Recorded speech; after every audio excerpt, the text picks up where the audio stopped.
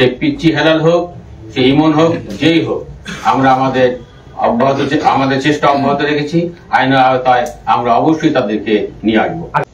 আমি মনে করি যে পুলিশ তার হারানো মনোবল অবশ্যই ফিরে পেয়েছে এবং তারা কাজের প্রতি তাদের যে আমাদের বর্তমান কমিশনার স্যার যে নির্দেশনা দিয়েছেন তার নির্দেশনা আমরা অক্ষরে অক্ষরে পালন করছি এবং আমরা টহল সহ ডিবির যে কার্যক্রম সেই কার্যক্রম আমরা আরো জোরদার করেছি।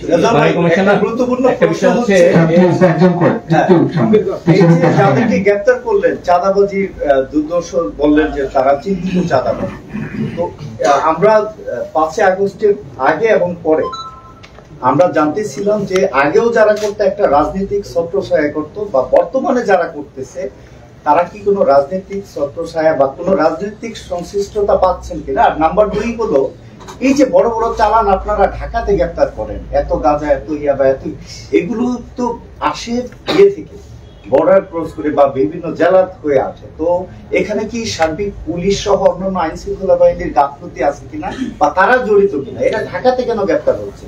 না, সবকিছুই ঢাকা থেকে গ্রেপ্তার হচ্ছে না।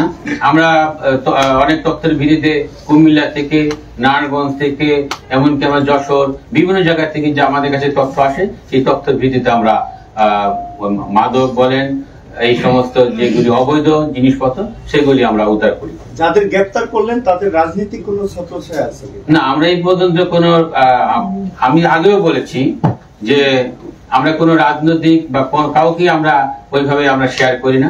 আমরা একজন চাঁদাবাজকে চাঁদাবাজ হিসেবে দেখি, একজন সন্ত্রাসীকে সন্ত্রাসী হিসেবে দেখি।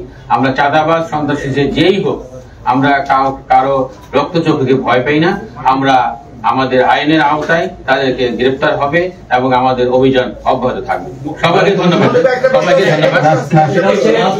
আপনারা আপনাদের যে ডিভিশন গুলো আছে প্রত্যেকটা ডিভিশনে আপনাদের যেহেতু আলাদা নজরদারি থাকে, আপনারা নিজেরাও জানেন কারা কারা কি কি ধরনের অপরাধের সঙ্গে ইনভলভ এবং আপনার থানা পুলিশের কাছ থেকে ওই ডেটা গুলো নেন। আপনারা কি এখনো পর্যন্ত আপনাদের প্রত্যেকটা বিভাগে এই ধরনের স্পেসিফিক কোন তালিকা করতে পেরেছেন কিনা যে কারা কি ধরনের অপরাধের সঙ্গে ইনভলভ? এবং যারা সন্ত্রাসী তারা এখন একটা দখল বাণিজ্য শুরু হয়েছে, দখলদারিত্ব শুরু হয়েছে, মোবাইলে ফোন করে থ্রেট দিয়ে আলটিমেটাম দিয়ে হচ্ছে দখলদারিত্ব চলছে। এই ধরনের কোন তালিকা কি আপনারা স্পেসিফিক ভাবে করেছেন? আমরা তালিকা করেছি।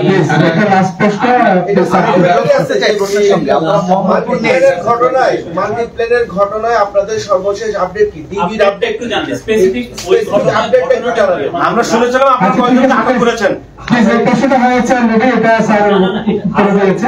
লাস্টে এই প্রশ্নটা আমি একটু প্রশ্নটা যোগ করতে চাই। এটাকে গ্রেফতার করা হয়েছে না, হাতারেবাগ থেকে যাকে গ্রেফতার করেছে তার নাম রাতুল এবং সে অনেক কিছু স্বীকার করেছে। আমরা সেই স্বীকারের স্বীকারোক্তির আলোকে